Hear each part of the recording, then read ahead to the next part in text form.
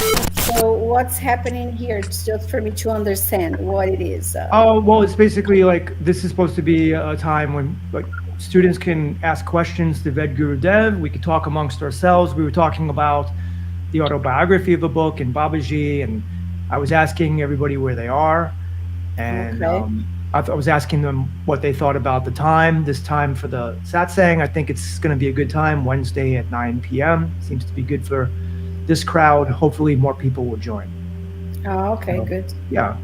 So it's more, that's why we made it, Gene, to be more of a community, right? Because you guys really don't have a chance to interact with each other It's true. other than chatting. So here it is face to face.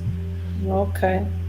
Mhm. So let me tell you about myself a little bit, Go right? ahead. So I am Jean. I am from Brazil.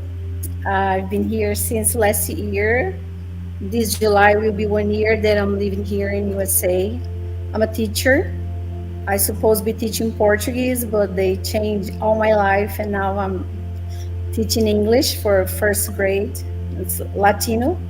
All of them, they are Latinos. They don't speak English. They speak more Spanish.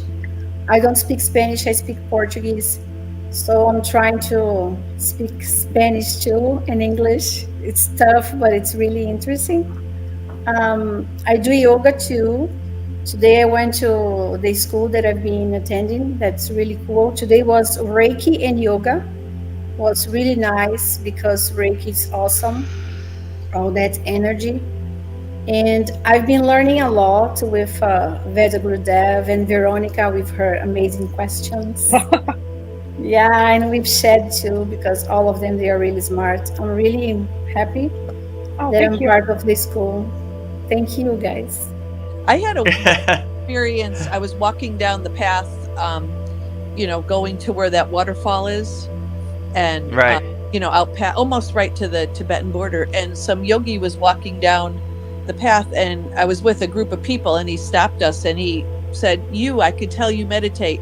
And then he proceeded to say, at that point, I was dating my partner now, and he's like, you don't need cell phones. You don't need, because we had a long distance relationship. You don't need cell phone. You don't need this person in your life. You don't need sex in your life. All you need is Babaji. And it was weird because I'm in a group of people, and he just pulled me out and pretty much called me out on everything, all of my attachments in life. And I was like, it's just weird stuff happens there. Voice of Babaji, very nice. Yeah, I have that book. It sounds like your voice. So That's what people have told me. So the author of that book, they say V.T. Nilakandan is me. That's what some people have told me. Which, I don't know, I could say Babaji talks to me the same way he talks to him. He never calls me by my name. He says, my child. As you see, he talks to him in that way in the book, right? My child, my child. So he never calls me by any other name but my child. So it's almost like Babaji is my father. We have that connection, kind of. And you saw on page 525, right? What I told you in the last. it looks So just like you. for the other people who weren't in the last satsang, on page 525 in the voice of Babaji, one day I was meditating, and that Babaji voice, let's say, said, my child, turn to page 525 in the voice of Babaji and you will see yourself.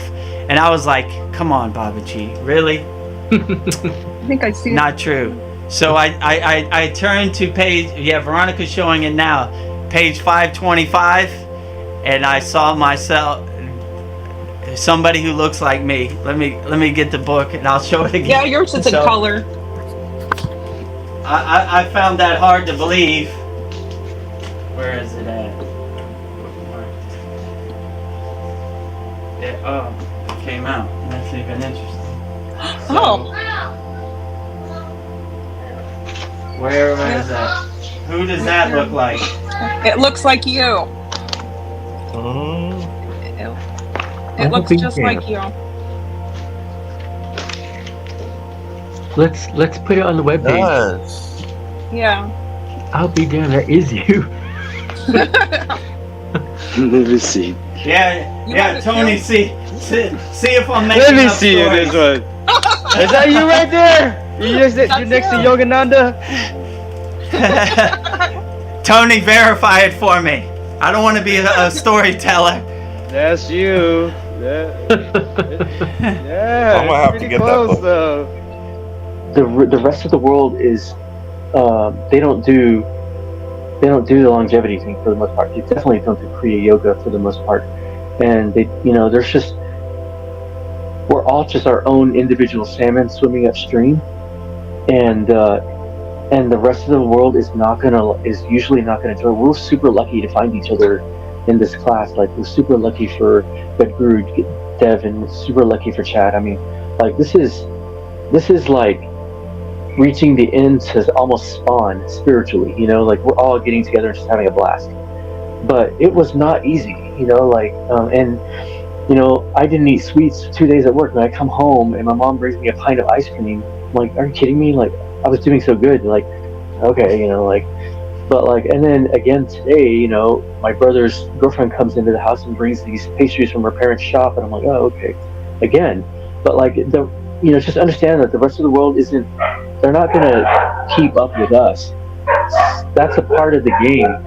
I think we're supposed to make it to the end of the river, and like get into the lake and make spiritual little fish babies, so to speak. We're supposed to make it, and that's part of the journey. Is like all these people dragging you, holding onto your legs and pulling your dress and pulling on our arms and jumping on our backs and stabbing us in the back. Like, From a spiritual perspective, why is stress and depression one of the most common diseases?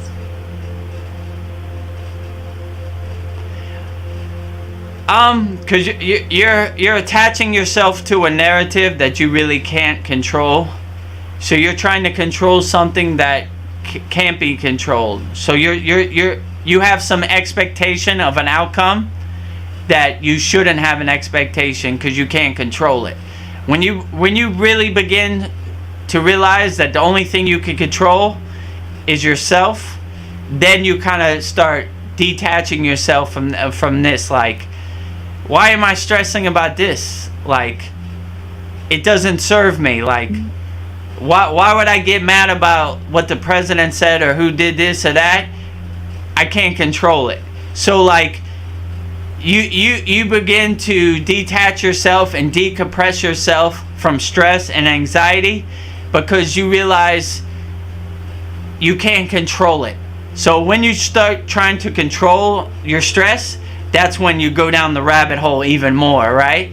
When you just say, I'm not detaching to that, because it's like trying to control the end of a movie, right? The movie's going to end the way it ends. And by you stressing about how the movie ends is a waste of time, because you have no control over how it's going to end. It's going to end the way it ends.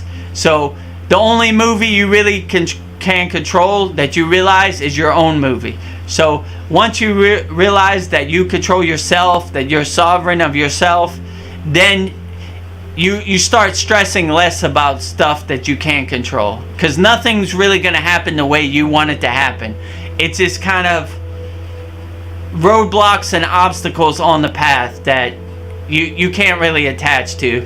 Like in yoga, like when they say like when CDs happen, like CD powers, like levitation and stuff, we just look at it and say that's interesting, and we just keep going. Yeah. Like we don't get attached to it. We don't try to make sense of it. We just say, that was cool. That was a cool signpost. I enjoyed it for a while it lasted. Now, but that's not the end goal. I'm gonna keep going. So like, when you start detaching yourself from stress and anxiety, it loses its effect on you.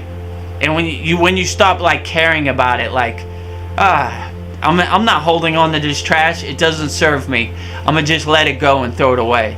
Trash belongs in the trash can. It don't belong carrying on my back. I travel light. I'm not carrying this trash with me on the airplane, right? Like, I'm traveling light. Like, I don't have no baggage. I don't have no trash. Like, I'm just, this doesn't serve me anymore. Like, stressing about this or having anxiety about this doesn't serve me. So Yeah. I'm throwing away the trash where it belongs. Like, yeah, dirt off my shoulder, you know. So yeah, that's the way I would look at it. And when you start becoming aware of stress and anxiety, it starts losing its hold on you, you know, like it doesn't have the same impact. You kind of laugh at it like the joke it is.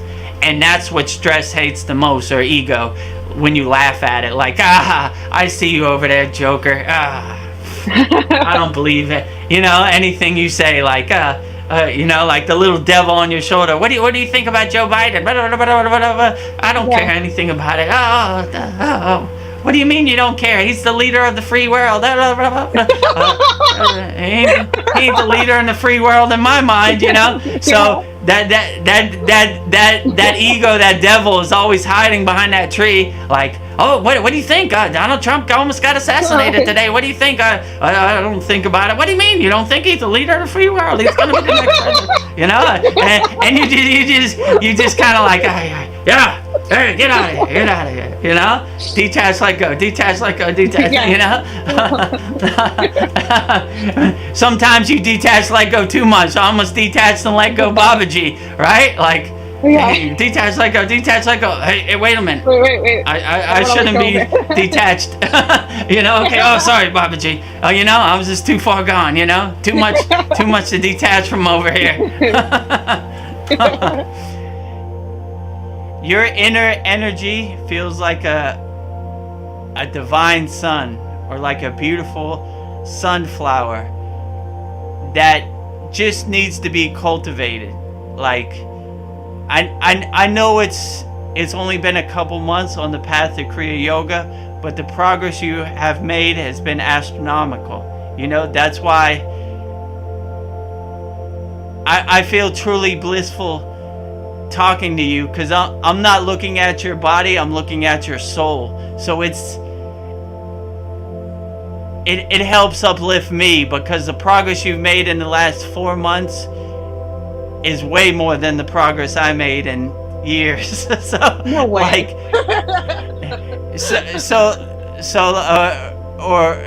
probably like because I had no one to talk to.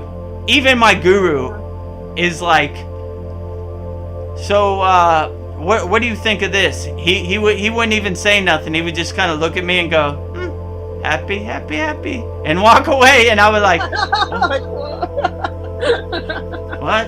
I'm gonna have to meditate on that for a while, you know, like, I'm so happy. that didn't really answer my question. So like, and even finding my guru, that was later. So like the first year was kind of like decompressing, like unpacking everything. It was like, what? I had no one to answer my questions, right? So I had to like read all these books, and I kind of just had to experience it. Like I had to go through all the techniques, and okay, I understand what that means. And you know, so like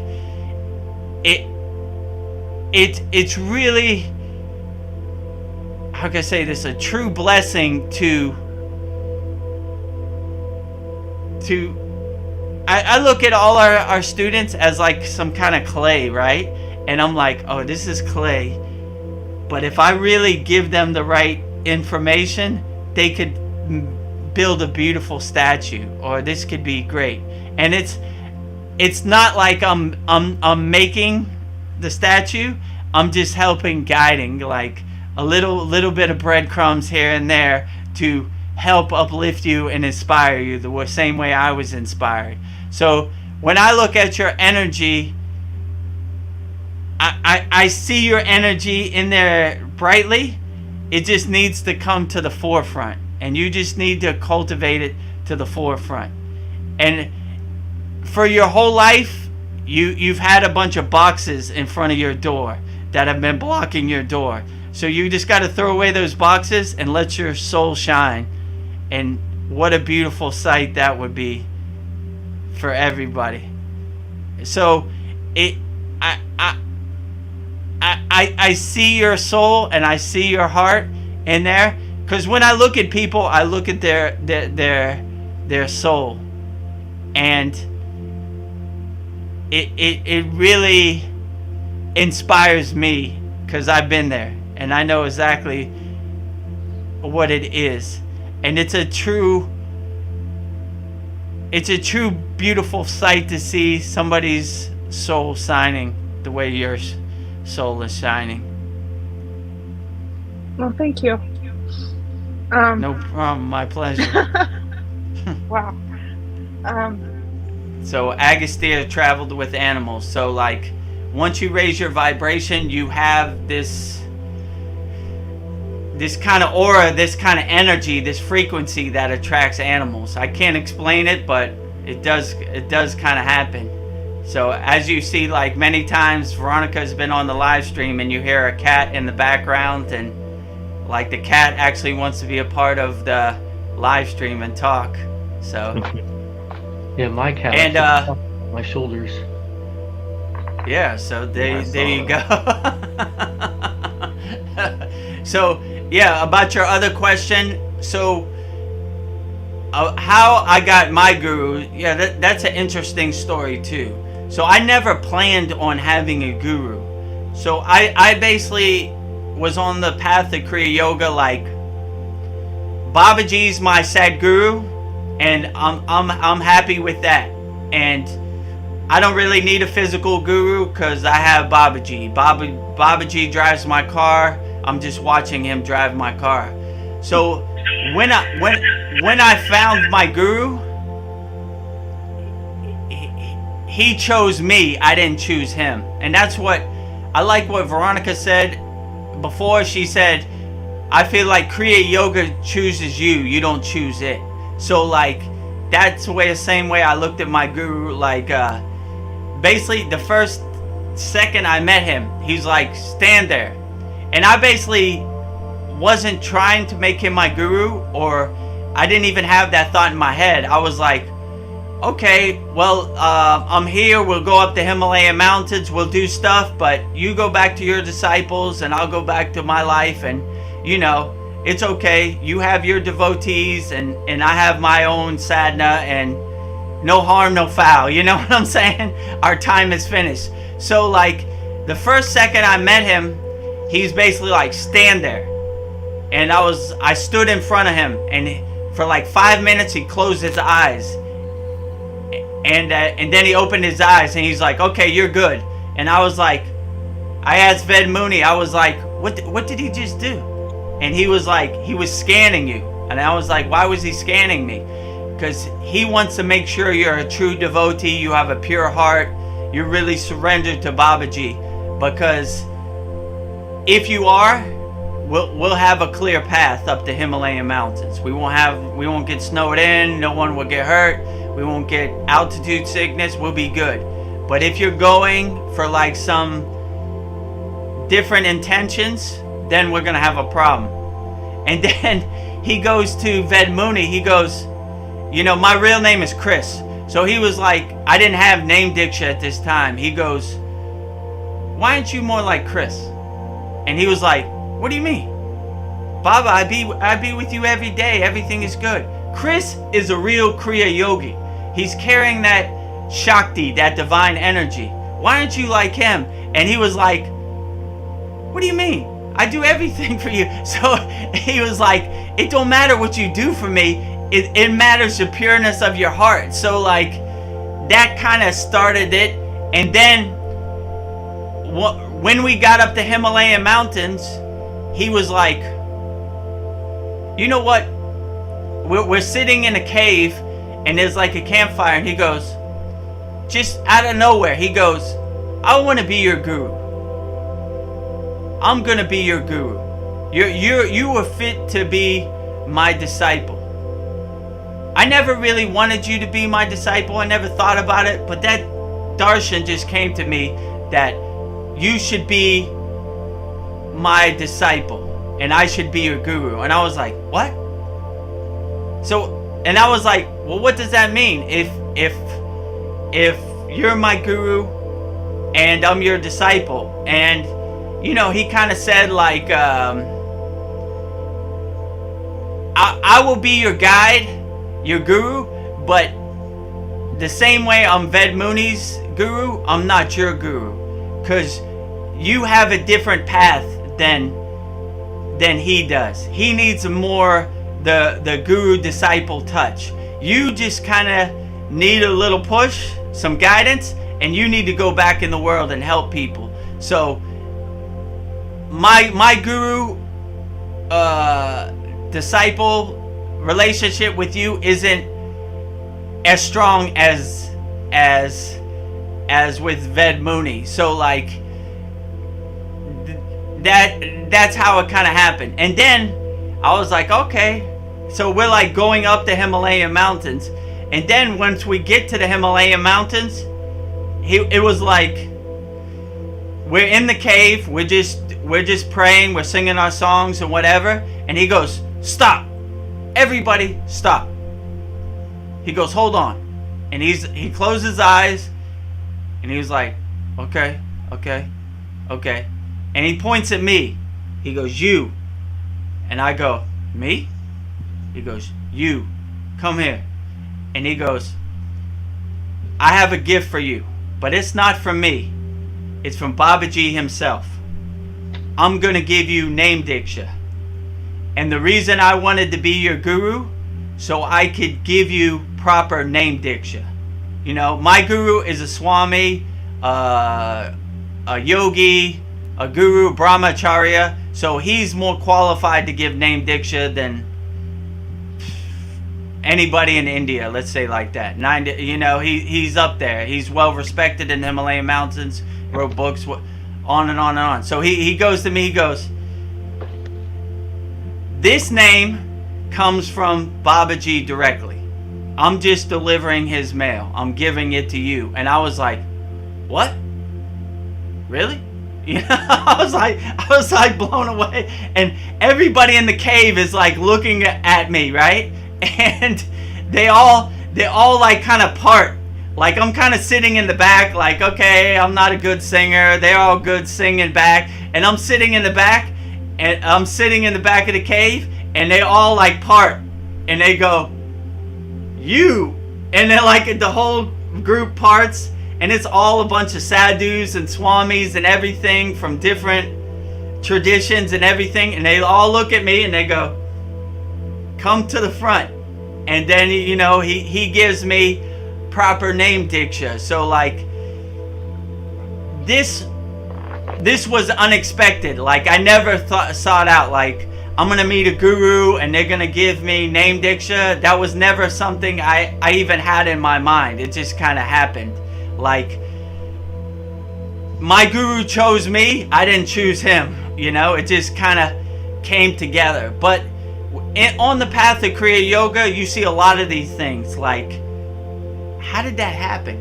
And it's almost like pieces of a puzzle kind of fitting together. Like, I used to say, Babaji is 2 years ahead of me. I'm just trying to catch up to him.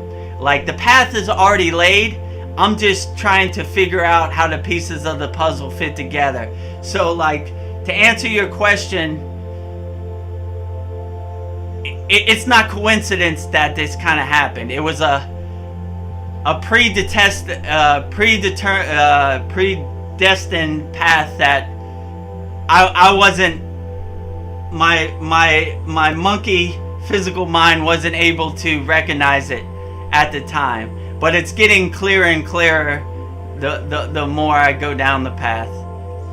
Is Vishnu, which in our lineage, in the ashram where I went to the Himalayan mountains, Badrinath, in the temple, Badrinath temple, they have the statue of Vishnu, which they call Narayana, which is the incarnation that most yogis pray to of Vishnu. So the mantra for Vishnu would be Om Namo Narayana Namaha, Om Namo Narayana Namaha, Om Namo Narayana Namaha. So we're basically praying to the incarnation of Vishnu, Narayana, which what they pray in the Himalayan mountains. And Om is the primordial sound of the universe. Namo is salutation, or I bow to Lord Vishnu. And Narayana Biyam is the name for Vishnu, like the incarnation of Vishnu. Meaning like, Biyam means like shelter or refuge. Like I take shelter, I take refuge in Vishnu. So when you say Biyam, you're like, I'm surrendering myself to Lord Vishnu. Yeah, absolutely. For Vanessa. Okay, Paul. For Vanessa. Like, how remote is it where you're at, and like, what's it like outside, and like? Oh, okay. Well, I will tell you where I'm up in a place. If you Google it, Stewart, British Columbia. So it's northern, almost by Alaska. Actually, I have to go through Alaska every day to go to work. So I got to bring my passport. Anyways, the mountains here are amazingly beautiful. The forests are covered in moss, and we're by the ocean. It's so beautiful. It literally is like a magical fairy tale forest. And I feel like there's no chemtrails in the sky. It's like there's no cell service. We got a little bit of Wi-Fi here, but it's remote and it feels good, except that I'm away from everybody. So I get lonely and want to go home. But it's beautiful. Like the mountains are tall and they're just luscious. And I'm hoping maybe I'll see a Sasquatch, because I think they exist, but you have to be on like the right frequency, I hear, to see one. So I'm putting it out there that I might get to see one. I had a question about your mala beads. Do you like have to clean them a special way, or is there like a special way that you take care of them? Yeah, you kind of clean them every once in a while, and you clean them in like blessed kind of water, like prasad water. You kind of clean them, but not too often, because they say they carry your energy and they have protection for you and blessing for you. So I like to keep the energy fresh, and not wipe off the energy too much. Yeah, and like nobody's supposed to touch your beads, right? They're like, it's your energy. Yeah, that's what they say, but I don't really take it personally. Like, if you wanted to touch my beads and you were near me, it's okay.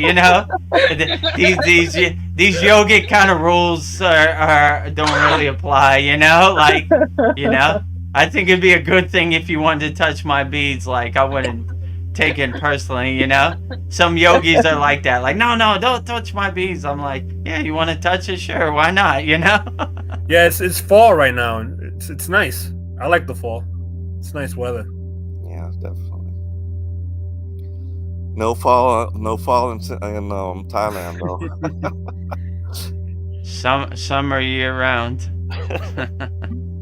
A lot of times with the global warming and stuff now, like we won't have like a real fall. It'll be like warm too long, and then you won't really see the leaves change and everything. Yeah. But like this year, we're actually having like a real fall, so it's nice. I like your cat, Lau. What kind of cat do you have? He's a hairless cat. He's a Sphinx. He's 7 years old.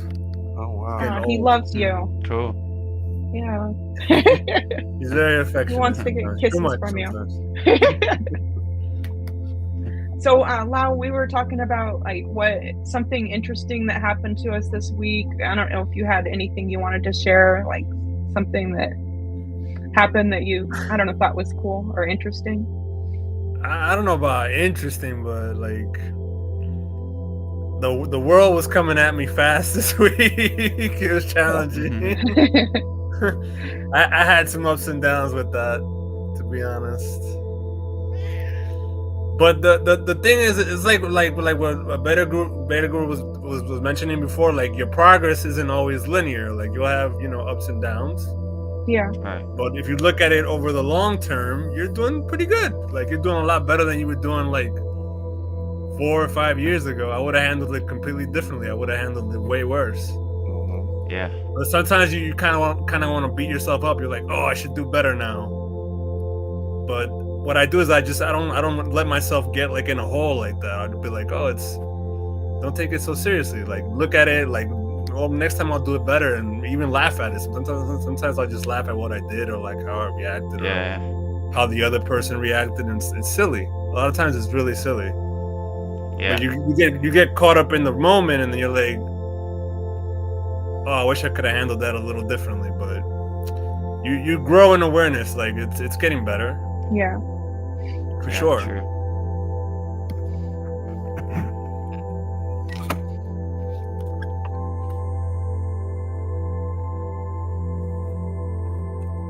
So I was thinking, like, what do you think are some signs that your higher self is trying to communicate with you? You just feel more blissful, more self-centered, more self-aware, more self-realized. You just feel like nothing can shake your happiness. You know, like you feel like you're divinely protected, like you have a shield around you, and nothing really affects you anymore. Like what people say about you or anything, it just kind of like water off a duck's back, kind of just, you know who you are.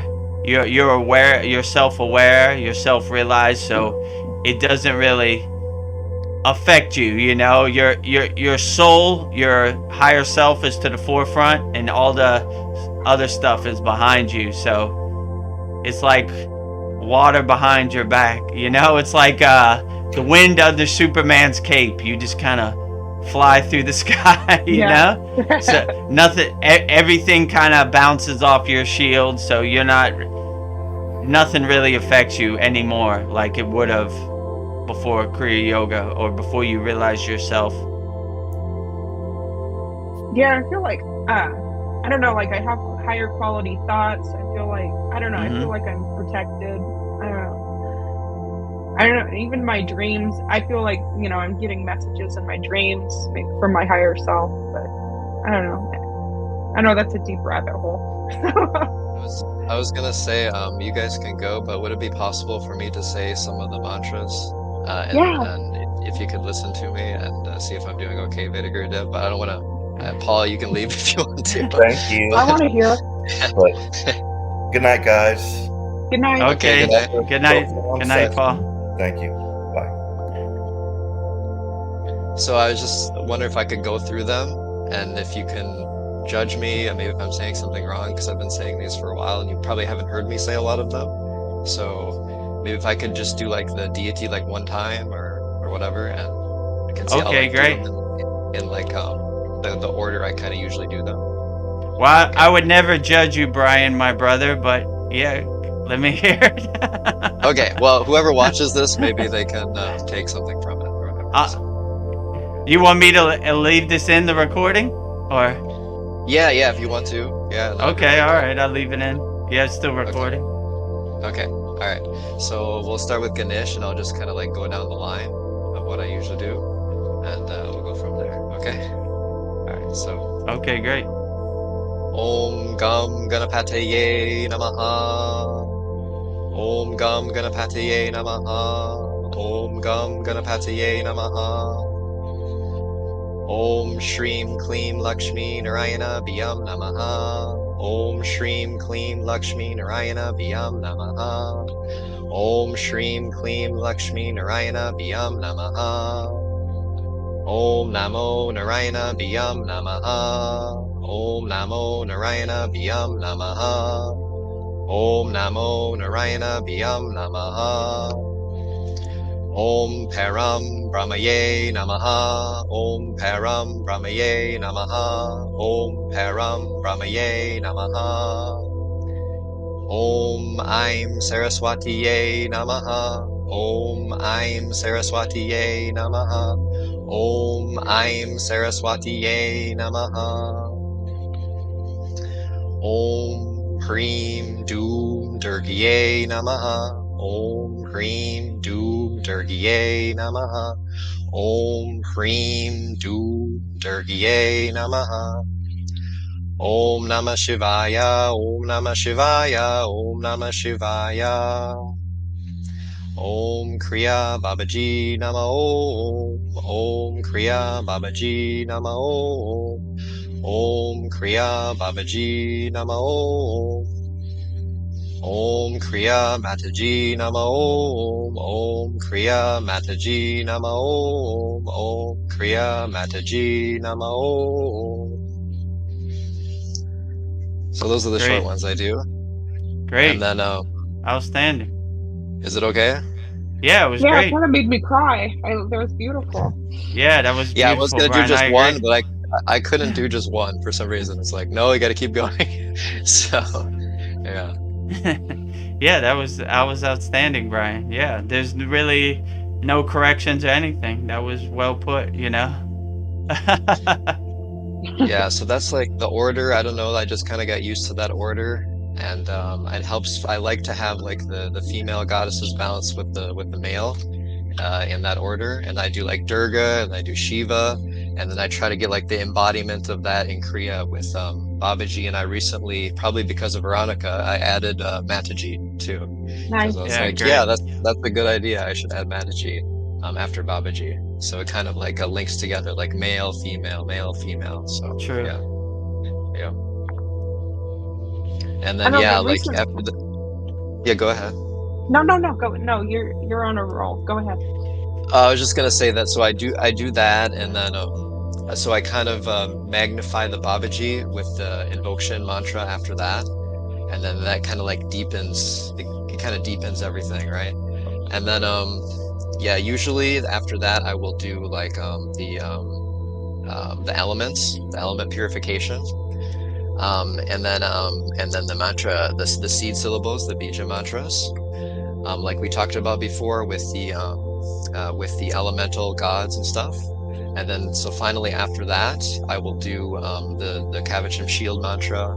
I will do the guru mantra, and then that will be like how I end basically. Then I'll do like a meditation kind of after that of just breathing. So, and yeah, so that's like oh yeah, and then I forgot the Gayatri mantra.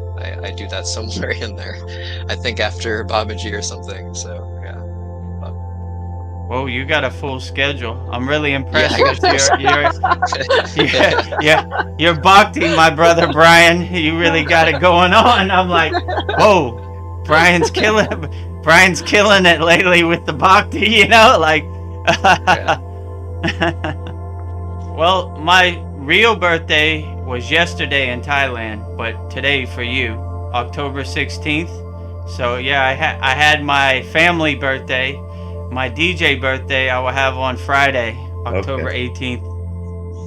Yeah, that's what I wanted. Like, I wanted to know how that went, if it had taken place yet. But happy birthday. So. Happy birthday. Thank you. Thank Speaking you. of which, I have something for you, Vedagurudev. Oh, outstanding. So I've adopted you. So everybody everybody that I care about and love, I'll like make like a fruit cake. So I carved you out of dragon fruit. So yeah, you don't have to feel guilty about this. So I don't know, one of the reasons I want to come to Thailand is they're into carving fruits and vegetables, but I don't know, the dragon fruit was the only tropical fruit I could find in California, and you don't have to worry about blowing out the candles. Happy birthday. Oh, thank you, Veronica. Yeah. Very beautiful. Much appreciated. And Libras rule flowers, so I got you some flowers. Oh, and, outstanding. All the Libra men I've met are comfortable getting flowers. So. Oh, the sunflower, the navel chakra, the manipura. To match my energy. Oh, great. And thank you. I wrote you a birthday card, so I'll read it to you. Vedagurudev, DJ Domination Chris, I wish every version of you to have all the love your heart can hold. Enjoy life like Boganantar to the fullest. Every version of you is great, but I feel extremely lucky to have Vedagurudev in my life as my guru and friend. I can tell you anything and you won't judge me too harshly. I'm still a work in progress. There are many people that we meet in our lives, but only a few will make a lasting impression on our minds and hearts. These people will always listen and talk to you. They will care about your happiness and well-being. They will like you for who you are, and they will support you at all times. It is these rare people that we will think of often and will always remain important to us as true friends. I am fortunate to have you as my true friend, possibly the most important friendship of my life. Is it rare to be friends with your guru? My guru is the elephant of the 21st century, and I'm learning on this path of Kriya Yoga. There are no rules, just what feels right and true. Happy birthday, Vedagurudev. Enjoy your day. The whole universe is rejoicing around you. Thank you for being a guiding light and a source of wisdom for the Kriya Yoga School online. Your hard work doesn't go unnoticed. So that was your birthday card. So So nice. Thank you, Veronica. Very touching. You know, I'm getting choked up and tear me up. Wow. That was excellent. Thank you for that. Yeah. You also put a great mantra on the Kriya Yoga School. That was outstanding also. I tried to learn it and I gave up. I could only get the first word. So I really appreciate you sounding out all of the words to the mantras, because that's I imagine that takes a long time for you to do that. So I really appreciate you like sounding it out for us. And I'm going to drive myself crazy trying to overthink this. I'm going to just surrender to it, you know? Not means I'm just going to give up to it. I'm just going to let it happen the way it should happen with no expectations and see where it takes me. And that was probably the best thing I did, because you waste a lot of energy trying to overthink it, and some of the things you can't even, they're beyond your comprehension, depending on your spiritual level. So like, you're just wasting energy trying to overthink it when it can't be made sense of. You just got to do the inner work and just put one foot in front of the other and go down the path. That's what I would say. So, Vedagurudev, you talk about your guru a lot, and I don't know why.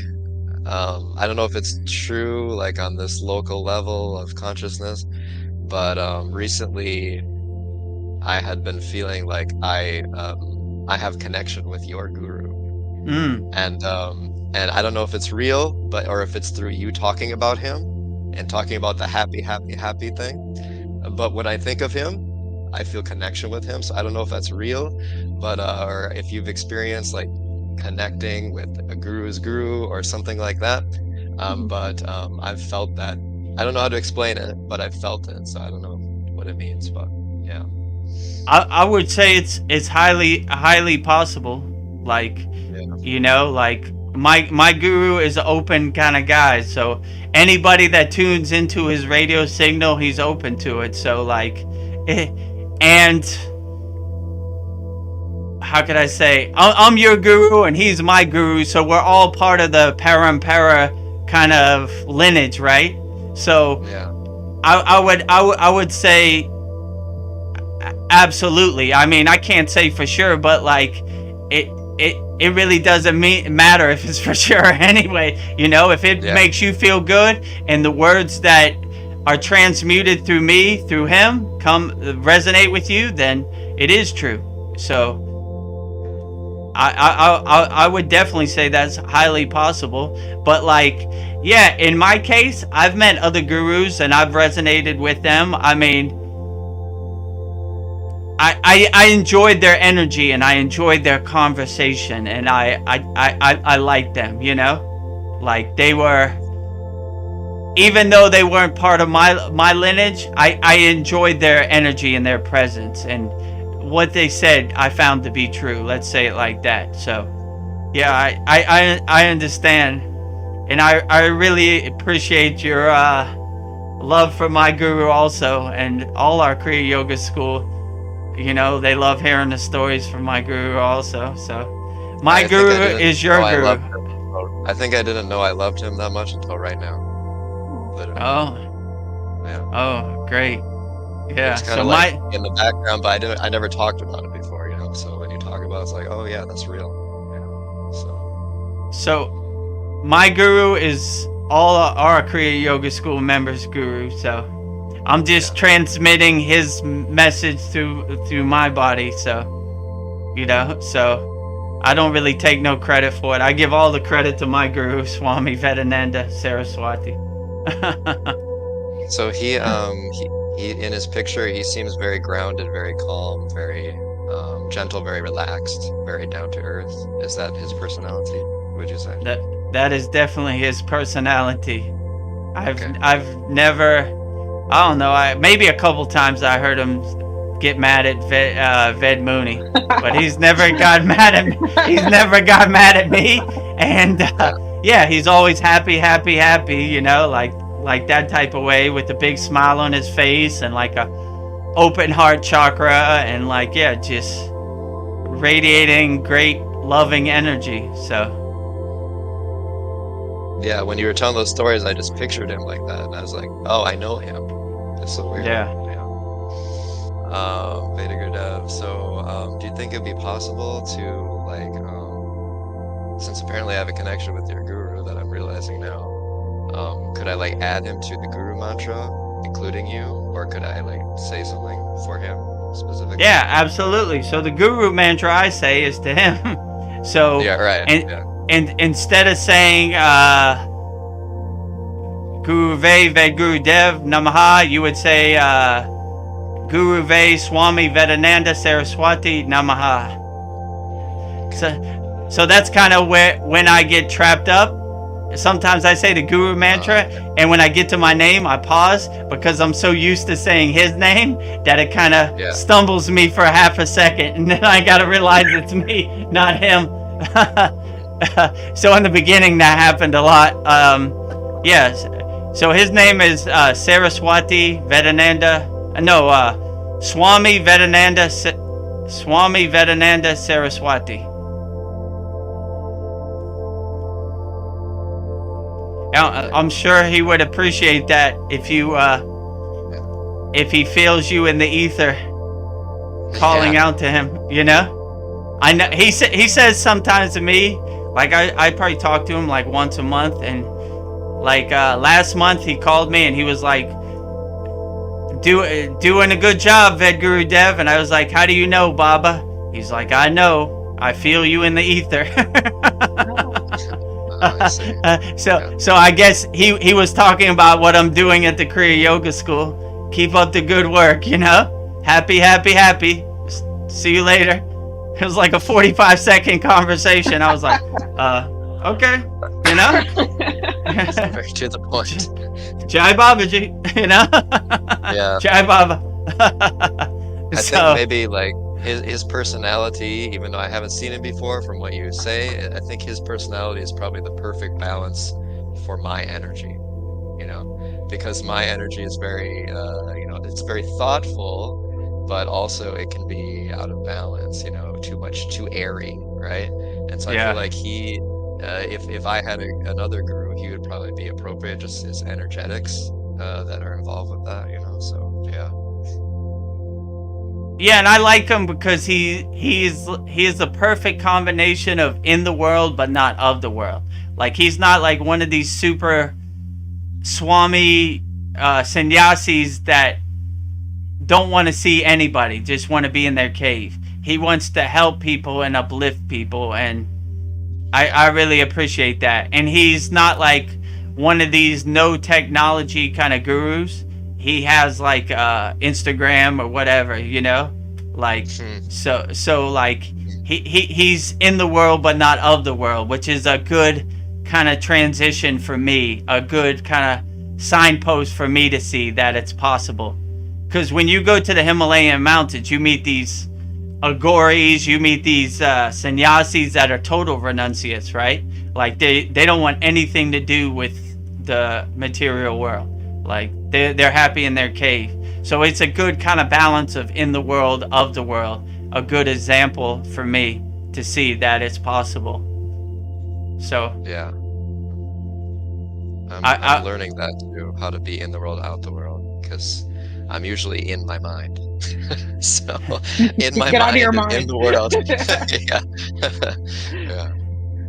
my guru used to say something funny. He used to say, for over 40 years, Vedagurudev, you've been conditioned to be attached to the Maya delusional world. Now the real journey begins. Go back to being a child. Go back to being zero. And detach from all this conditioning. Burn it all in the fire. It doesn't serve you. And I was like, he always used to say that. Go back to zero. You know? He would see me sometimes like, I don't know, like on my phone, like whatever, emailing. And he'd be like, go back to zero, Vedagurudev. Yes, Baba. So he always used to say that, go back to zero. That was his thing too. Go back to zero. Like all this junk you collected over 40 years of your life, go throw it away and go back to zero, you know? Go back to being a child when you didn't care about anything. Be happy. Yeah, and I think it's just really, it boils down to a child, you just do what you want. You don't think about anything, you know? True. Don't care. And I think like that can be a negative thing if you're in your ego, but if you're not and you understand these deeper levels, then when you go back to that more pure form of a child, then what you're going to flow into is going to be divinely inspired, and True. what you want is going to be different than if you're like materialistic and stuck in that. Because like when we say you're a child, that's like we're saying like you're not mature and you're immature, right? So that has a different connotation to it. But this form of child is kind of like your soul, like your soul, absolutely, your inner soul child, or whatever, however you want to put it. And yeah. So I feel that as well, because recently that's been my epiphany, is before I was like thinking too much in my mind, trying to think about how I'm expressing, but that when the thinking of how you're expressing is basically admitting that you are not confident in what you're expressing, and you are not confident that you're connected with God. And so like my message was, and that was self-evident to me, is that you just do, and like that you just said that in the satsang a little bit ago about what your guru said, and that's what made me think about him, just talk about him right now, is because that's been my recent epiphany, that you just do and you be that energy that you're thinking about. Like you think, I want to be divine, I want to be connected to God, I want to like have my kundalini flowing good, okay, we'll do it. And like that was a message to me. And do it means, you know, for me, like, you know, trying to find some other work avenues or whatever. And so it doesn't matter what it is, but just matters that I'm focused on it, and I do what my intention is to do. And I feel like that's where I get stuck, because they're looking at me and I'm setting the example and I'm leading the way, and I just want them to have that freedom that was spoken about earlier. Like I want them to be free. I just want them to be free, and I want them to do this better than me, so that we don't have to end up here again. Let's just learn it now, so we don't have to end up here again. And thank you for sharing all that stuff, because I can feel it. Saying, yeah, Veronica, you have a nice face, you're pretty, and there's a part of me that's like, no, I'm not pretty, but just Veronica, like, accept it. you are pretty. You have a great laugh. You're a great person to be around. Everything that you touch is gold. I'm not just saying it because I want you to hear all these things, but it's because it's true, because I experienced you in real life. Like I experienced you on the other side of this camera, and I know the beauty that you bring to everything that you touch. Like, say it to yourself. Say it to yourself until you believe it in yourself. But it's a habit to have these mindsets that are like telling you that you're not worthy, or that you're not beautiful, or that, you know, or that you just wear pretty headbands to keep hair out of your face. Like, you have to say it to yourself and break that habit of the yucky mindset. And it works. That's what I think. Yeah, I think we're well put. A lot of people are on like one side or the other of the fence of that form of duality. You know, it's like either they receive a compliment, they're like, no, that's not me, I'm not good.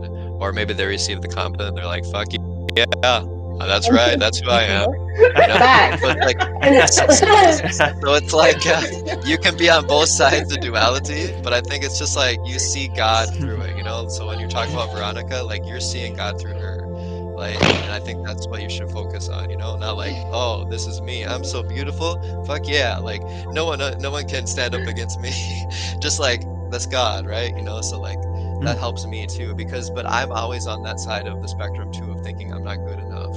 You know, like when someone gives me a compliment too, I'm thinking like, no, I'm not that great, you know, and so I'm on that side as well. So I understand what you're saying. So, but I think that's the part of me that's trying to. That's the part of my ego that's trying to counterbalance the arrogant ego that I saw in the world probably when I was younger, you know, and not wanting to be like that. So that's kind of like the counterbalance of duality. Like you're arrogant, now I need to be like, you know, more guilt shamed, and I can't even take a simple compliment basically. And so I think that's like the game we play, is going from one side of the spectrum to the other.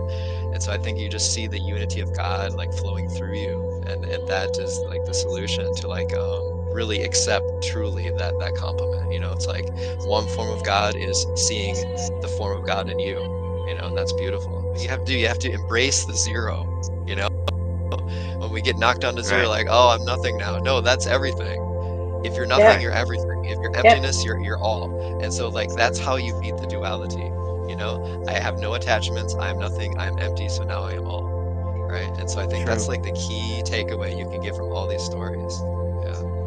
Okay, I've got a good question here for Vedagurudev. So if you could levitate, would you do so in front of us? And like, how would the four of us react if all of a sudden we saw him rise up, you know, and how would that like affect us? I mean, would you do it? And like, would that be good, you know, for you to do that in front of us? Well, I'll tell you what my guru said. You know, in yoga, they call these yogic powers levitation, bilocation, telepathy, all these things. They call them siddhis, right? And he told me, one day, you want siddhis? And I was like, I never really thought about why would I want that. He was like, yeah, the short answer is who wants siddhis? And he says the ego. The long answer is who wants siddhis? Nobody.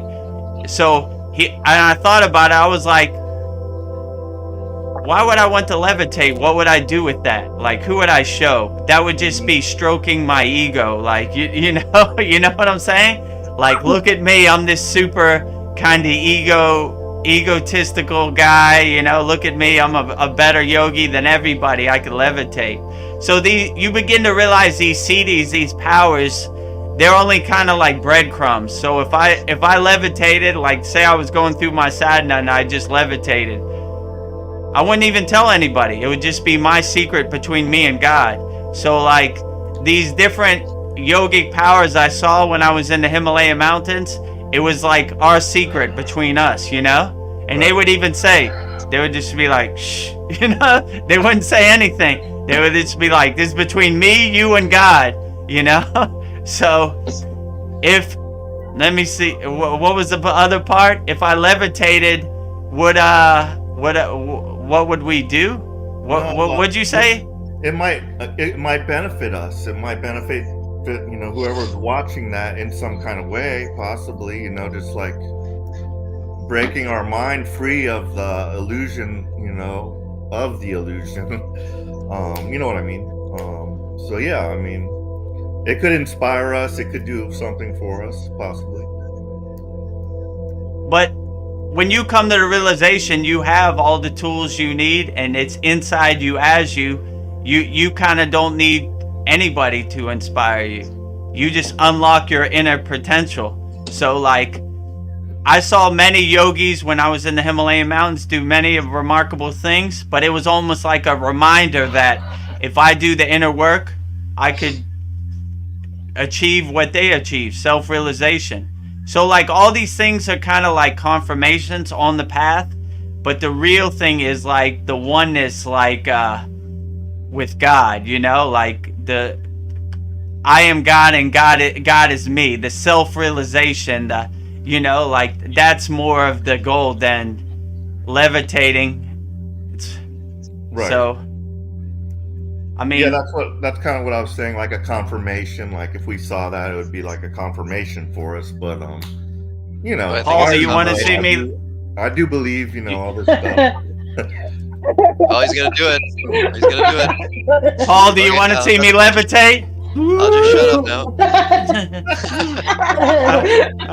That's amazing. All right, Paul. Now you can live a full, happy life forever. You just saw me levitate. Indeed, I now you know it's possible. External material things, they don't bring you happiness. That's a temporary kind of happiness that they kind of trick you in. They buy this iPhone 16, it will make you more happier. None of that makes you more happier. It just gives them more money. So when you realize that you have happiness inside you and you can unlock it and realize it, then you're on the right path, in my opinion.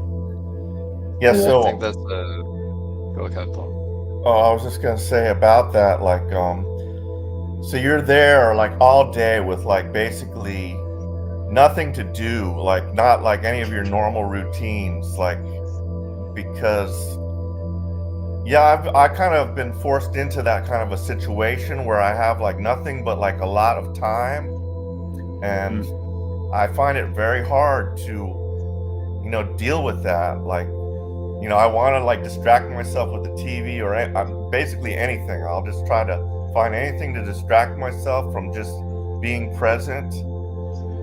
And it's very, like, that's one of the most difficult things for me. And that's probably like why I don't like to be by myself. You know, I've like always, you know, just, I don't want to be alone. I want to be with my partner or something like that. So yeah, how do you, you know, accustom yourself to just like being out there on the mountain with nothing, you know, whatsoever, decide, you know, go into your happy place. So yeah, that's what you are doing, I suppose. But yeah, I mean, it was hard. It's hard for me to just like have that free time and not just want to like turn to whatever distraction, you know, I can find to like occupy myself. So I asked my guru this one time too. I was like, we're up in the Himalayan mountains, there's nothing to do, what do we do?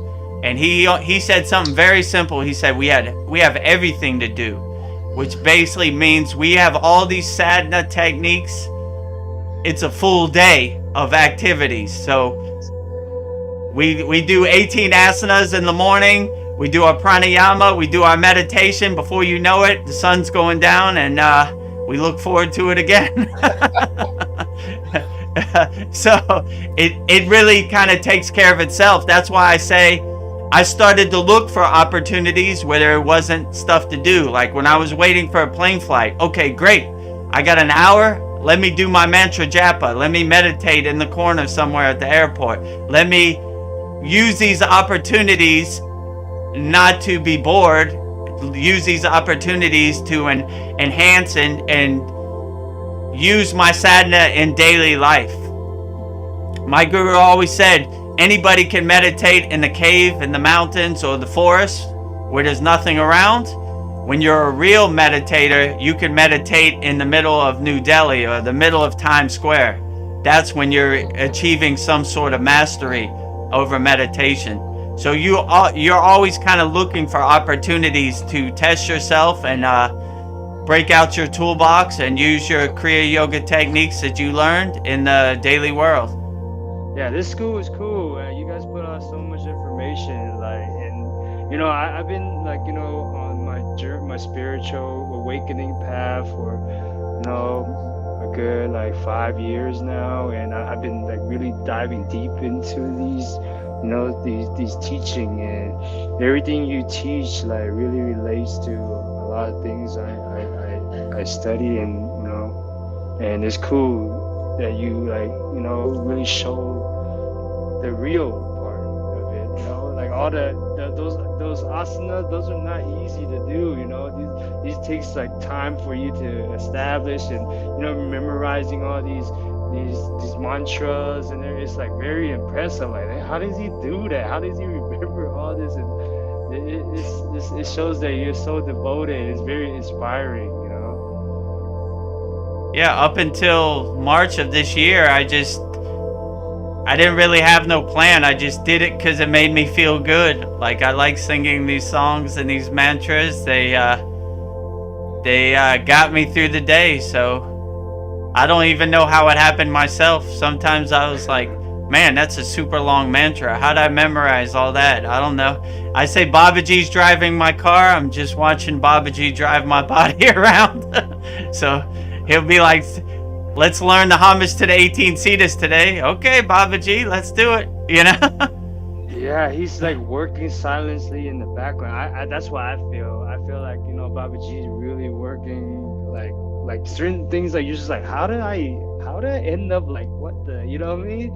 Like, how did I end up on this path? Like, I don't have anybody that I can really, I never really had it. I kind of just like stumble across this, and I never thought that I would be like, I kind of consider myself a yogi, my lifestyle, and I never thought that I would be on this path, but it seems so graceful. It seems like, damn, things just like kind of like align, and it's a good feeling, but also you're just like, what's going on here, I'm not like, you know what I mean, I'm not rejecting it, but like, I'm just like, is this, you just have like a little sense of like, is this a coincidence, or is this really happening?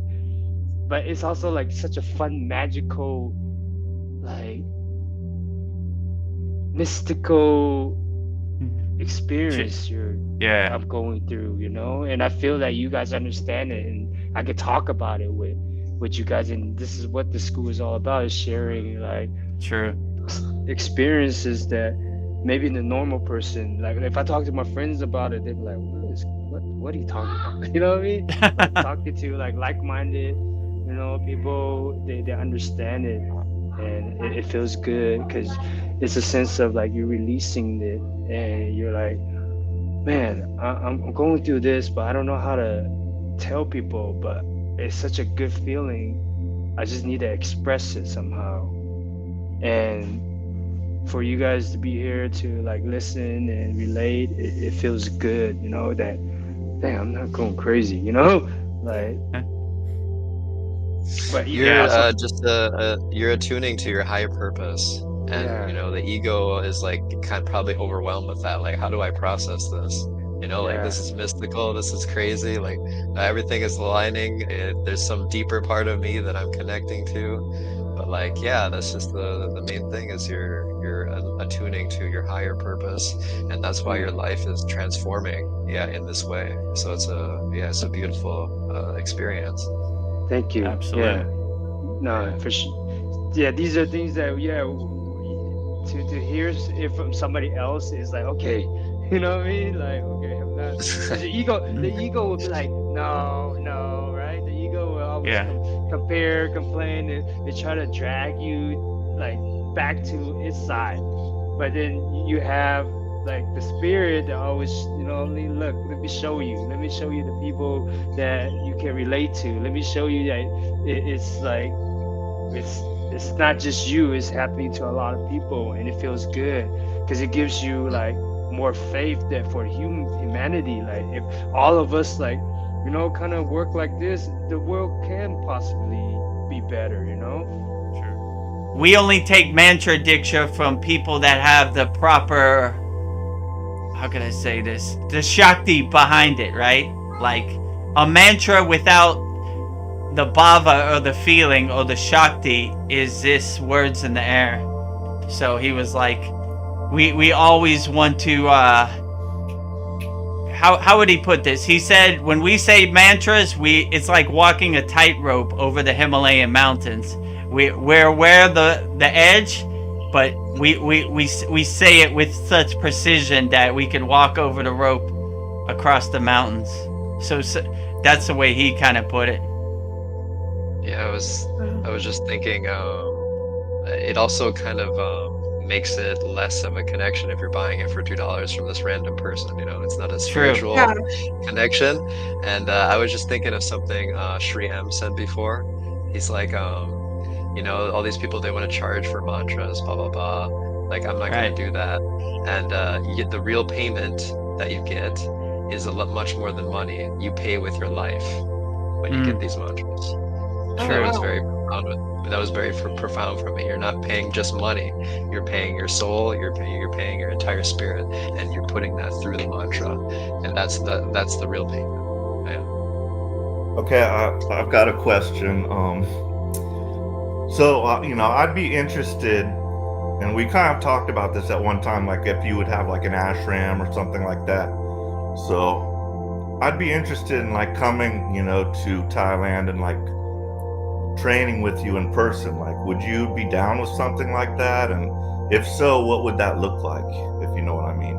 Like, you know, you had a certain experience with your guru, you know, personal experience. And so, yeah, I'm curious if you know, if you want that type of thing, or if you're happy just with the online thing, or, you know, if you'd be happy if somebody came there and wanted to just like spend a few weeks with you and just like do your routine with you, or however that would work. I don't know. Yeah, I'm open to it. I mean, I really don't have an ashram. Like, I film all these videos and everything in my house, in my yard, so I don't have like a separate kind of place beside my house.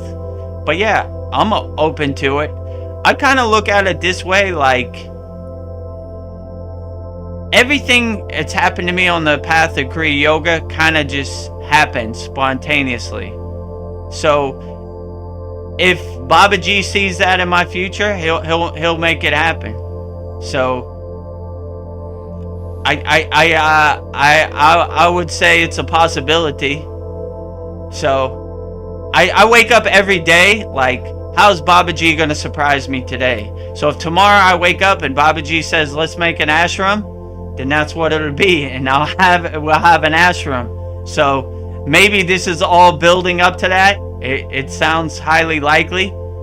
So, like my guru, he told this story how he got his ashram. He said Babaji found the land for him and the perfect place, and just told him to build an ashram there. So I could see that in my future. Maybe it happened, maybe it won't. We'll see. You know. Tomorrow's a new day, and I never know what surprise Babaji has in store for me tomorrow.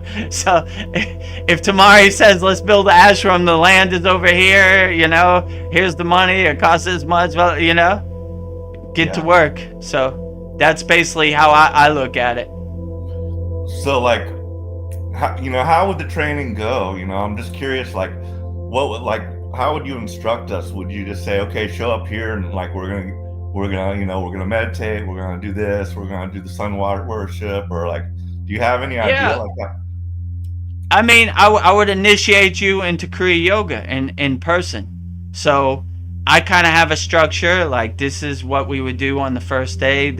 I mean, you have a lot more knowledge than I had when I got initiated in the Kriya Yoga. I had zero knowledge. So these concepts wouldn't be foreign to you because we've already practiced a lot of it. So yeah, we would just I would initiate you into Kriya Yoga, and we would have like a schedule, like we would do this and that. So that's kind of how it would work. And yeah, I would, depending if it's a group of people, I would teach like a group. If it's a individual one-on-one training, then we would personalize it and tailor make it for your needs. You know, like stuff you already know, there's no need to really recover again. It's more shaping it into your daily sadhana, kind of. Right. It just sounds great, you know. I just love to just like leave, you know, and I'm almost at that point, you know, like I'm thinking like by next year will be the last year I operate my business, and I'm just, you know, I'll get Social Security. I already got some other, you know, income, so I'd be free, you know. I'd just be free, and I'd be like, what am I going to do with myself, you know? I think it'd be great, you know, just like forget about all this shit I had to do before, and, you know, and just focus on the spiritual path. And yeah, it sounds very liberating, you know? Yeah, I agree with you. I mean, when I look back, this was probably one of the best things I did. Like, COVID kind of forced me into the spiritual liberation path, like completely devoting and surrendering myself to the spiritual path. So I understand you, Paula. That would be great. Yeah, you're more than welcome whenever you're ready. Just shoot me a call or an email. I'm getting on the plane. All right. When you land, I'll pick you up, and let's get to work, you know? Sounds great. Wow. I was curious, do you have any Boganantar stories? Anything that I wouldn't find in a book? Any personal stories about him? Yeah, so I was initiated in Katagarma, Sri Lanka, where is Boganantar's ashram. They actually have his yantra engraved into the temple in Katagarma. And once a year, they put it on an elephant and parade it around Boganantar. So Boganantar initiated Babaji into pranayama, Kriya pranayama, Kundalini, at this place in Katagarma, Sri Lanka. And they have a temple right there where I have pictures of me. It's like a Babaji temple. They used to have a big tree. Like if you see the pictures with Boganantar, there was a super big tree that Boganantar initiated Babaji under that tree, and they did their sadhana.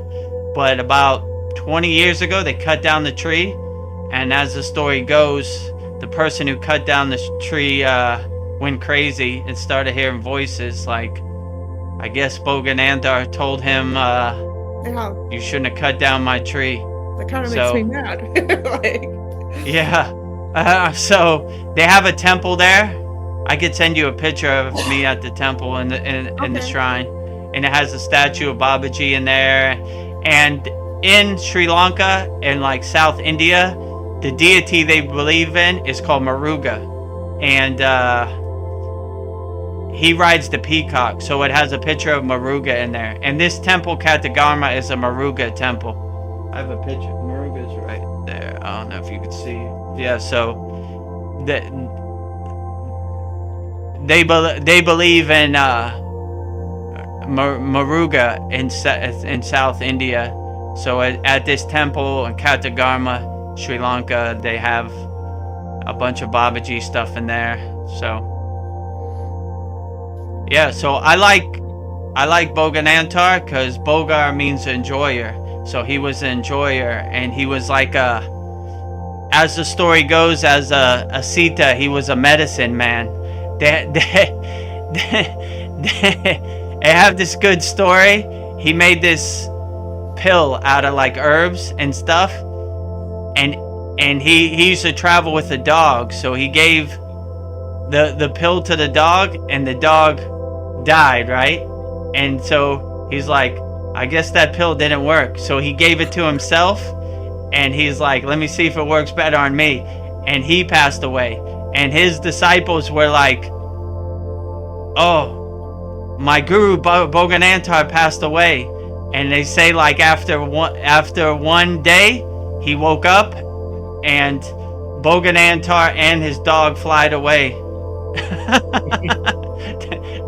And they say Boganantar is Lad Su, you know, from Qigong, right? So they say Boganantar later in his life went from India and went to China and started what's it called? Taoism? Oh, really? So Yeah, so they say he is Latsu. That's it. That's who he is. So, yeah, Bhoganantar has a rich history. It's probably the Sita besides Babaji I like the most. I mean, I like them all, but like, I resonate with Bhoganantar because I was initiated in Katagarma, where he has his ashram, where he initiated Babaji. So there's that kind of connection. I was initiated in the exact same place that Babaji was initiated in.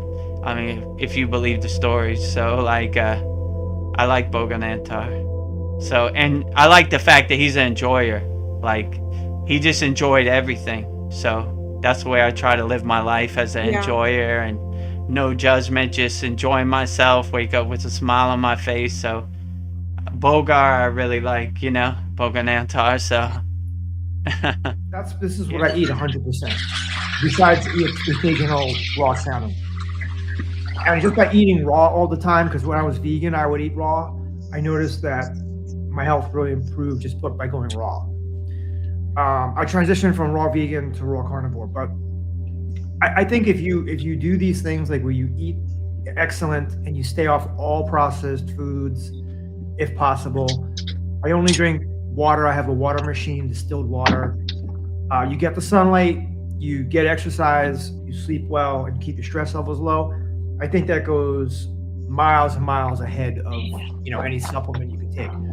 But most people can't do what I'm doing, right? Because they have like responsibilities, obligations. It's hard, it's difficult. But for me, I'm going to be in a tremendous amount of pain and discomfort if I go away from this routine. And this is over like 20 years that I've been experimenting.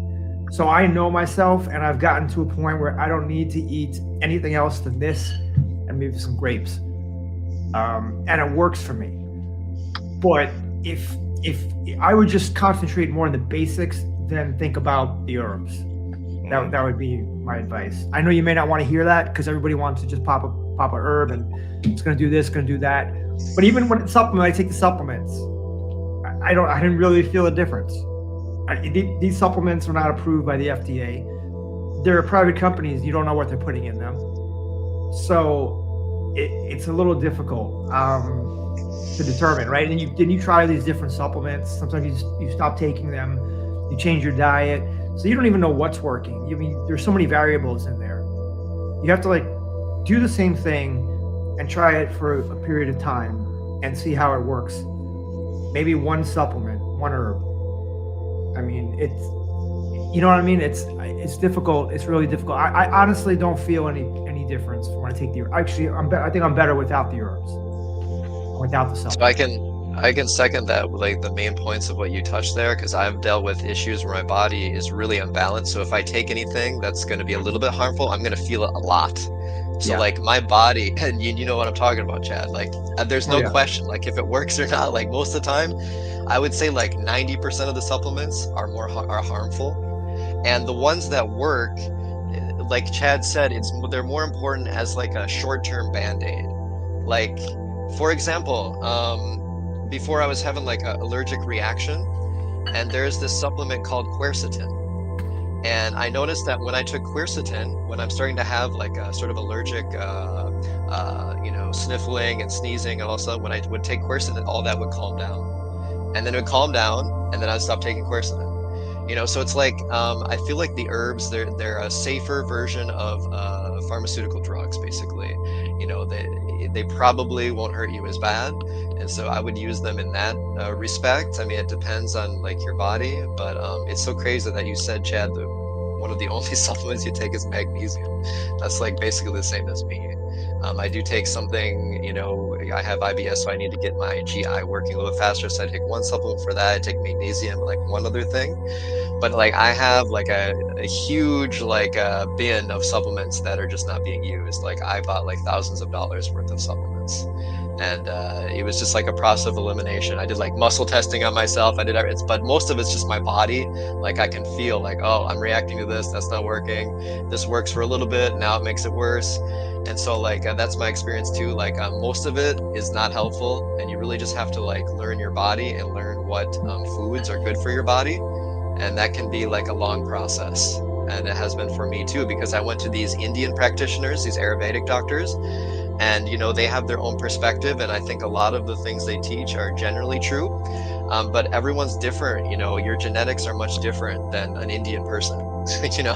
And so like what they tell you is not going to exactly jive with what your genetics and what's best for you. And you can see that in science, because like I worked in the medical field before. They have different numbers for like your creatinine clearance. It's just like it measures like how much your kidneys are filtering, right? And they have different numbers for appropriate filtration for African Americans, for Caucasians, for Asians. And it's not that they're racist. It's just that literally everyone's bodies, they work differently, and this is science. And so like when you go to traditional Chinese medicine, okay, you can take some of the concepts, but like not everything they say is probably going to work for you, because you have to, as Vedagurudev said, you like don't want to poop like an elephant in Asia, or you don't want to poop like an elephant from 100 years ago or whatever. You need to figure out what works for you now. And like that's been my most difficult lesson, because I like, I'm initially I'm very trusting of someone when I feel like they're genuine, so I go to a practitioner and I trust them. But then like your body is going to tell you what's real, eventually. And so like I had to kind of learn that. Like for a specific example with the Indian doctors, they're very against, for my constitution, they're very against dairy products, right? And some people have dairy allergies and they can't have those anyways, right? But for me, dairy actually works well. It's like soothing to my body. But I kind of like took that for granted, I think. But anyways, like I told you guys before, I would just have lukewarm water and I could feel the inflammation. It was like that bad. And so then I had warm water. Okay, that's a little bit better. But then I was just like, one night I was like seeing my family like eat. They're like at McDonald's. They're like having like everything. I was like, I'm just gonna have ice cream. Like whatever, I'll just have ice cream. And after I had the ice cream, I was like, oh, I think I feel a little bit better. And then I started having like dairy products. And then all of a sudden I was like, oh, my inflammation's down. Now I don't feel my GI anymore, And the whole time the Indian doctors say, no, don't take dairy because it's gonna slow down your detoxification. You're gonna hold on to those poisons more, etc. They have their theories, right? But they looked at my tongue. They said, oh, you don't have toxins, but you still shouldn't do dairy. It's not helpful. And my body told me that that's wrong, basically, because my inflammation went down significantly. So yeah, some things I took to them are beneficial, but other things I just had to learn, for my own individual condition. So I think I'm like you also, and what do you call that process? Sudi? Is that what you call it? Sudi, when we're, prepping ourselves for meditation, basically? Yeah, Shudi. So it's basically detaching and letting go of any thought that comes in your mind. So when you meditate, you're clear. Right. Like you don't have any mental chatter or monkey mind, because you've already cleaned your house before you go into meditation. Exactly, like Purna Sudi first, and then I do some like asanas, and then I'm just like, when I'm focusing on my body and like turning my my attention inward, and like that just like that pulls me out of the Maya world. So I think I'm like Brian, I gotta like have a few asanas and the breath work, just like that, just like relaxes the nervous system. What Brian, like nervous energy, like I don't want to sit still. So what Brian said is true. It's highly personalized and individualized. So it's just what works best for you. That's the best practice. So what might work for me might not work for you. So you have to kind of refine your process. Like if you need asanas to help get you through the day, absolutely, that's what you should do, So there's no right or wrong answer. It's what works best for you. That's the best practice. Yeah, I think we need to, if we want to manifest something, we need to do the action. So the most obvious action is the yoga, the asanas, right? So like the other day, my wife said something profound without realizing it. She was like, we're thinking about traveling to Korea sometime here, because Thailand is really unbearable in the summer. But so we'll see what happens with that. But Yeah, so I have a friend who lives in Korea. We were just talking about that. Like maybe we'll get a place to. Just looking for places right now, just brainstorming.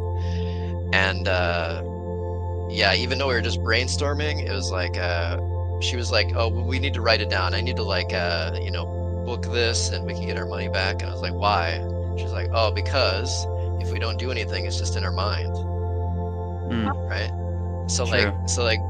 Unless you do something, you're not manifesting it. If you're just thinking like, oh yeah, I'm gonna think this, I'm gonna think good thoughts, I'm gonna do. If you don't actually do something, then it's not as powerful. So she's like, we just need to book this, and we can get your money back. It's like a pre-booking or something, and we just need to do this action, and then that's gonna mean something.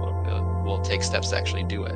But if we just think about it, it's just a theoretical thing, out there that it doesn't really mean anything. It's just another thought.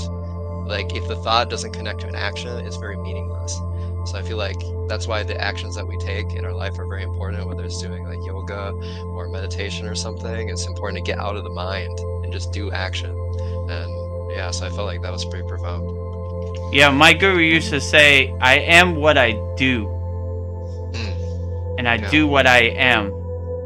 And what else was he says? I am what I be, and I be what I am. It was something like that. So it's basically saying the same thing. Like, for me to be something and manifest it, I have to do it. I have to put action behind it. I have to physically do something, words in the air are not enough. I have to physically put action behind what I'm doing, right?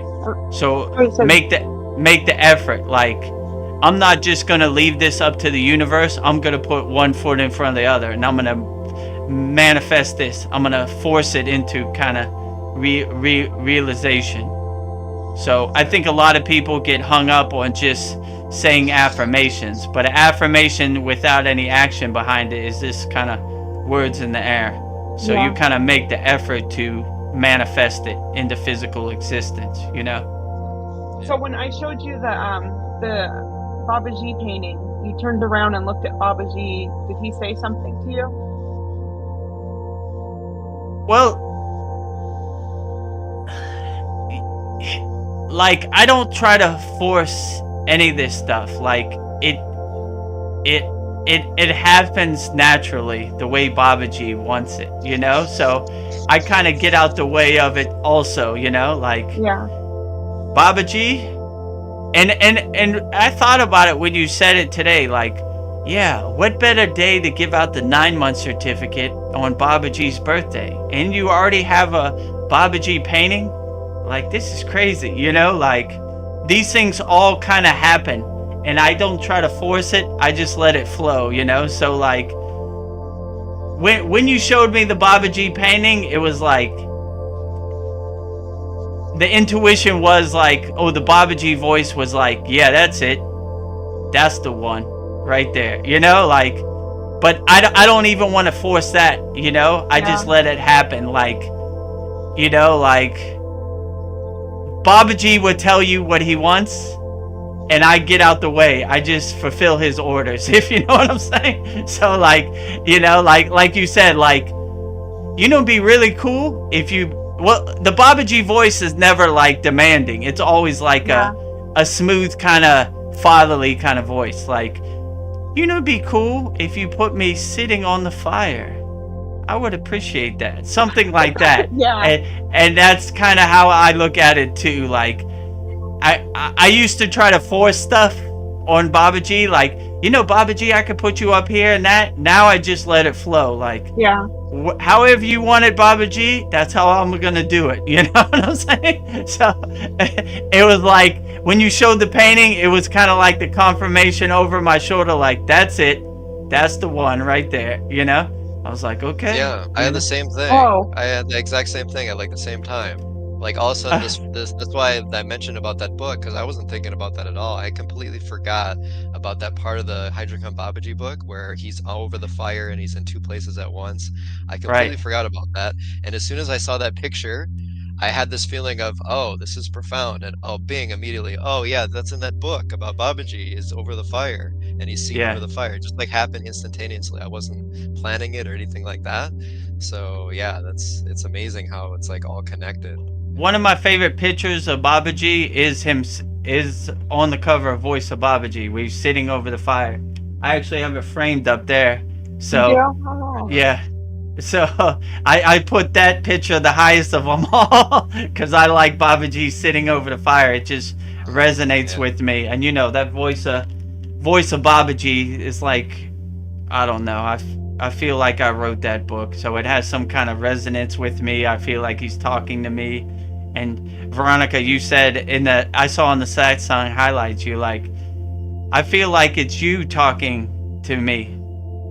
Or I do. That's how yeah. So you feel like those words are me coming out my mouth. So which is, and when you said that was profound for me. I was like, damn, like, you know, like that was like a tearful moment for me. Like, yes, I forgot. Well, I feel like we're all getting to know each other really well. Like, I see you twice a week, so it's like we're really getting to know each other's souls. So yeah, absolutely. Energy. Yeah. So yeah, like in that voice of Babaji, he always says "my child." When he talks to me, that's the way he talks to me. He never says my name. He always calls me his child. So it's always that kind of way. A really great mantra I like that I'll teach you. It's called a Root Param Jyoti. It's by Swami Ramalinga, and Swami Ramalinga had like a divine energy. So this mantra this bhajan, this mantra is like calling divine energy inside you as you, and letting your divine energy, like lighting every cell of your body with a spark of divine energy. So I like this one too, because it's like this guy Swami Ramalinga had like he carried a divine glow around him. So yeah, so I like this one. I'll teach it to you. Arut Param Jyoti, Arut Param Jyoti, Thani Param Karuni, Arut Param Jyoti, Arut Param Jyoti, Arut Param Jyoti, Thani Param Karuni, Arut Param Jyoti, Arut Param Jyoti, Arut Param Jyoti, Thani Param Karuni, Arut Param Jyoti. So that's called Arut Param Jyoti, which is basically lighting every cell of your body with divine energy, connecting yourself with divinity. So I'll send it to you, Brian and Veronica. Okay, written out. Yeah. Next, I will say homage to the 18 Siddhas, giving praise and love to all the 18 Siddhas, saying their name, what city they come from, for giving us this beautiful Kriya yogic tradition of Siddhanta. Atikalatale Talil Tulamar, Alahumale Ramadevar, Alahumale Ramadevar, Anandasana Kumbuni Turubuti Kankalavar, Kalamuni Arder, Kalamuni Arder, Sodi Ranga Satsamuni Katuve Katuvar, Sandanananda Kudal, Sandanananda Kudal, Shomatil Kodil One Miharudu, Natra Kasanandi Devar, Natra Kasanandi Devar, Padihadi Sankran Kulvil Pambati, Pale Malay Boganantar, Pale Malay Boganantar, Pale Malay Boganantar, Tirupa Kundra Matil Matrimony, Patanjali Ramiswarm, Patanjali Ramiswarm, Sadie Vadi Swan Coolville, Dan Van Tree, Puyo Horgidekar, Marin Kadambai, Puyo Horgidekar, Marin Kadambai, Tiru Vani Arkurder, Shamadil Santanar, RM Cockaway, Shamadil Santanar, RM Cockaway, Agastya Kriya Babaji, Badri Soba Samadhi, and Andana, Ulagam, Ulave, Badri Soba Samadhi, and Andana, Ulagam, Ulave. Lastly, I will sing the Shanti Universal Peace Mantra, giving peace and love to all people all around the world. Om Shanti, Shanti, Shanti, Shalom. Sat Nam Sadhu Tao Om Spirit, Swami Kami, Amin Amin, Omin Sela Hom. Om.